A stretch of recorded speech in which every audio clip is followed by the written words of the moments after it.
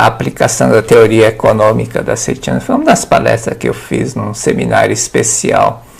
E é interessante, eu já tinha lido sobre isso e não me tinha dado conta de várias coisas. Você lê, mas parece que lê assim por alto, presta atenção. Quando você tem um compromisso, você lê com seriedade. A economia do nada é a economia da Itoen. Itoen é propriamente uma religião, uma comunidade.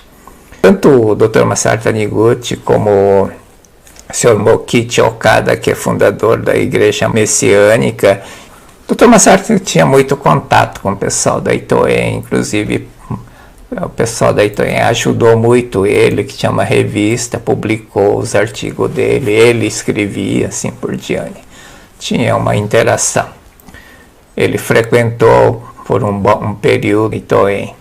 Contando, né, da época, como é que ele interpretava essa questão da economia do nada. Isso ajuda muito a você entender, né, a evolução. Como ele fala da evolução, você vai entender também o que quer dizer economia do nada, o que é matéria, não existe matéria ou nada. Segundo Itoen, a riqueza infinita surge do nada. Despojando-se de tudo, consegue-se tudo. E isso é aplicado e comprovado pela Itoen no campo da economia. É uma comunidade lá em Kyoto, esqueço o nome, mas ainda existe. Tem pouca informação, mas tem um site, um blog que explica. Se você procurar, vai conseguir encontrar. Tem um livro do Shoten Konishida, tem em japonês, que aqui tem um inglês. Itoen diz: se você ficar sem nada, a luz cuidará de você. Dr. Masaru Taniguchi: o significado real dessas palavras eu só entendi recentemente. Após compreender a verdade, o homem não é matéria. Né? Recentemente, quer dizer, depois que ele começou a escrever sobre Seichan Oie, os livros. Antes, quando abandonei todos os bens, antes, quer dizer, quando ele fazia parte da Itoen e da Seitao Omoto, abandonei todos os bens, vestia só uma túnica com cinto de corda, imitando São Francisco de Assis. Pensava que o homem era, pelo menos em parte, um ser material. Mesmo eliminando os bens materiais, ainda me restava a matéria chamada corpo, e por isso achava que era impossível ficar completamente sem nada. Itoen diz assim: se você ficar sem nada, a luz cuidará de você. Na época, interpretava que se dispensássemos, né, todos os bens materiais, pois que ele vivia só com uma túnica, com cinto de corda, sem nada, é de onde vem a questão da pobreza honrada, receberíamos de luz. O Shoten Konishida não usa Deus, usa luz, não fala em Deus, não fala em natureza búdica. Ele usou um termo: receberíamos da luz os elementos materiais necessários para sustentar o nosso corpo carnal. Então ele defendia que se você vivesse de acordo com a natureza, ou seja, deixando essa parte de disputas materiais, e se fosse útil, e só isso bastava para receber os recursos para viver. Efetivamente, o pessoal da Itoen pratica isso. Tem um dia que eles fazem isso e a comunidade é uma comunidade que vive compartilhada. Hoje, se for lá no Kyoto, onde tem a sede deles, e moram, acho que umas 100 ou 200 famílias. Tem escola, tem tudo, mas ninguém tem renda individual, não tem posse individual. Tudo que produz lá vai numa caixinha comum, vamos dizer, e é compartilhado. Eu não vou entrar em detalhe porque eu também não sei exatamente. Consegue achar alguma informação na internet. Na época, interpretava que se dispensasse os bens materiais, eu ia receber de Deus, da luz, as coisas necessárias para viver, para sobreviver. Era uma ideia infantil e simplista, devido ao nível de espiritualidade da época, ele diz, comentando agora. Era uma ideia infantil. Eu dou, fico sem nada, ao ficar sem nada, Deus me dá o recurso necessário. Essa era a ideia bem infantil mesmo. No início da Itoen, quando ensinaram que no universo nada existe que seja meu, nada tem, interpretei da seguinte forma: como foi Deus que criou neste mundo material e somos administrador das coisas de Deus, não existe uma coisa sequer que seja nossa. Tem gente na Seichonoye que prega isso, nós somos administrador das coisas de Deus. Não somos propriamente administrador das coisas de Deus. Deus não tem nada que ver com essas coisas desse mundo fenômeno, que isso aqui é manifestação da mente. É bom para desapegar, isso não é verdade. Eu sentia que era ser espiritual, mas tinha vaga sensação que era existência material. Como existência material, pensava que Deus iria fornecer coisas materiais para me sustentar. Se Deus não proporcionar recursos materiais, não podia viver. Por isso, precisava primeiro abandonar meus bens para poder receber de Deus as provisões materiais. Então, esse era o pensamento. Se eu ficar sem nada, se eu abrir mão de tudo, eu ia receber de Deus. Por isso que ele diz que isso é uma ideia infantil e simplista. Dar os meus bens era condição para receber de Deus fornecimento ilimitado de bens materiais. Dar meus bens era condição para receber de Deus fornecimento ilimitado de bens materiais. Agora pensa, qual o sentido de dar meus bens para receber bens materiais de volta de Deus? Deus é um investidor, toma emprestado meu carro, meu dinheiro, né? Lá ele investe no céu e depois devolve. Será que é isso? Pior que tem muita gente que ainda cai nesse golpe, né? De precisa dar bens. Se der bens, Deus vai devolver bens. Só pensa um pouco, né? Por que se eu der o carro, o dinheiro, sei lá, chácara, fazenda, não importa que eu seja, para Deus, Deus vai me devolver bens materiais aumentados ainda por cima?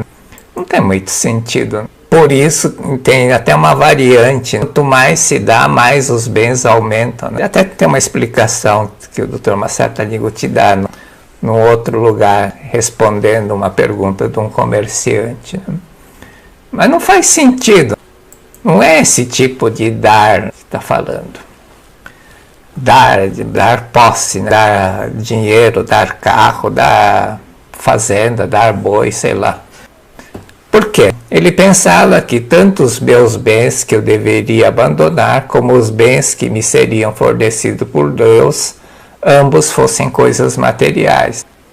E então tinha errônea a conclusão que ele tinha na época. Precisava da matéria, precisa de recursos materiais, mas a diferença é que todo mundo precisa de recursos materiais, mas que tinha diferença entre pessoas. Uns vivem da matéria fornecida por Deus, né? Que era o caso dele, que achava que a matéria é fornecida por Deus. E outros, matéria obtida tirando dos outros. Mas ambos dependem da matéria. Um acha que a matéria, o recurso vem de Deus, e o outro recurso eu pego dos outros, obtida pela ganância. Mas ambos dependem de recursos materiais. Isso não é vida desprovida de tudo, né? Como diz a Itoen. Se alguém ainda pensar dessa forma, deve mudar. O homem não vive da matéria, o homem vive da palavra de Deus. Deus já disse: eis que vos dei, a minha graça te basta. Isso Jesus Cristo comprovou quando fez o milagre de multiplicação de 5 peixes, 5 pães. Vou entrar em detalhe, né? Está lá no livro Evangelho segundo João, né? Do Dr. Masaru Taniguchi, a 9ª preleção, vale a pena ler. Abre a cabeça. A minha graça te basta. O que Jesus fez? Tinha 5.000 pessoas, tinha 5 pães. E o que ele fez?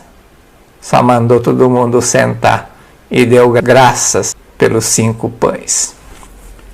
O que falta no ser humano não é R$5, ou 50, ou 500, ou 5.000. ou 500 mil reais. Isso não vai resolver problema nenhum, na verdade. 5 reais, ou 50, ou 500, ou 5 mil, ou 5 milhões, não resolve problema de ninguém. Dê graças. A minha graça te basta. Tem 2 livros que abrem os olhos, cabeça, que fala da explicação da multiplicação dos 5 pães. Um é nesse livro do Evangelho, de explicação do Evangelho segundo João, e outro livro é do Joel Goldsmith, também explica isso de forma brilhante, entender que quer dizer a minha graça te basta. É a mesma explicação do ensinamento, fundamento do seu Tenko Nishida. Se você ficar sem nada, a luz cuidará de você. A luz cuidará de você, quer dizer, a graça já foi dada. Quando você perder as intenções egoístas, quando você deixar de ter a consciência material que separa eu do outro, naturalmente vai vir o recurso.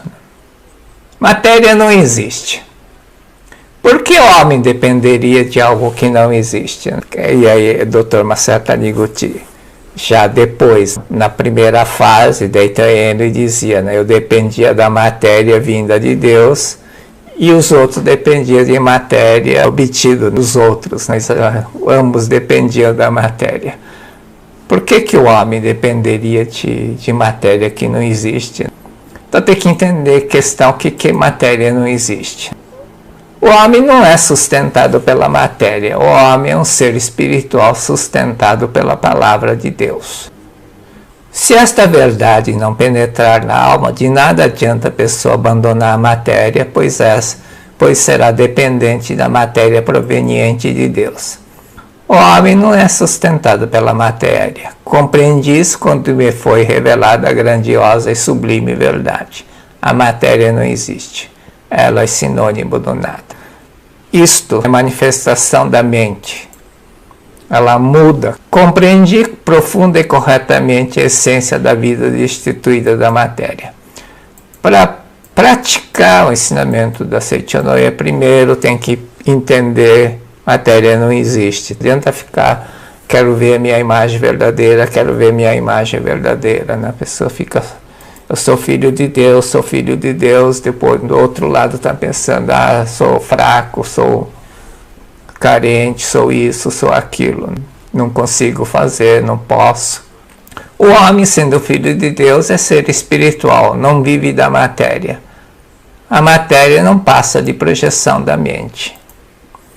A meu ver, o fato de Itoen aconselhar abandonar primeiramente todos os bens materiais não tem por objetivo reavê-los novamente, e sim dar à própria pessoa a oportunidade de compreender que ela não é uma existência material. Né? Abandonar a consciência material. Tem um dia que eles saem para fazer oferenda de trabalho, só que a oferenda de trabalho da Itoen é ir na rua, no bairro e fazer um trabalho comunitário, voluntário, qualquer coisa que tiver que fazer. Né? E aí pessoas curam, tem extraordinários retornos. Quando a pessoa abandona a matéria, passa a não depender da matéria, sua vida entra em movimento de modo natural. Quando você desapega, quando você liberta a matéria de você, você liberta uma coisa chamada vida que está dentro de você. Vida entra em movimento natural. Por isso que você tem que, segundo norma do praticante da Seichonoye, conservar sempre o sentimento natural, né? Sentimento material, né? Sentimento natural. Por quê? Quando você liberta a vida é progresso, é criar, é desenvolver, crescer, progredir, transformar. Que é o verbo de consumo das pessoas. O que eu faço para ser criativo? O que eu faço para crescer na vida? O que eu faço para progredir na carreira profissional? O que eu faço para desenvolver profissionalmente? Quem conjuga esses verbos? É vida. Quanto mais você tem consciência de que você é matéria, menos você consegue conjugar esses verbos. Quanto menos você tiver consciência material, quanto mais você tiver consciência eu, vida, eu crio, eu progrido, eu desenvolvo, eu transformo, você consegue conjugar o verbo de consumo do sonho das pessoas. O que eu faço para ser criativo? O que eu faço para progredir na vida? O que eu faço para desenvolver minha carreira, para desenvolver a empresa, para desenvolver meus negócios? Quem? Vida, não é matéria, não é teu cérebro.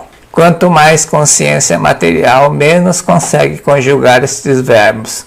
Criar, desenvolver, progredir, crescer, movimentar e transformar.